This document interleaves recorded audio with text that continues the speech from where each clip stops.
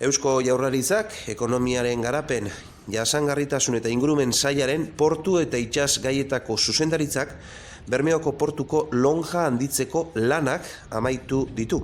Lanak 6 hilabeteko epean burutu dituzte. 1.014.000 euroko aurrekontua izan du, modulu berrian izotz fabrika berria kokatuko delarik. Guztira eraikinak 2.413 metro kuadro bazituen, orain 3.284 metro kuadro ditu, garbitasun eta osasun neurriak hartu dira kontutan, instalazioak berritu egin dira eta siloa, ontziak eta kamioiak era egokian hornitzeko tokia izango da bertan.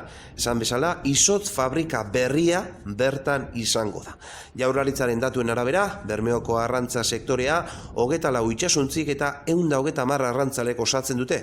Batez ere, amubidezko berdela eta hegaluzea harrapatzen dituzte eta espazio berri honek biltegi eta leku garbi modura ere funtzionatuko du.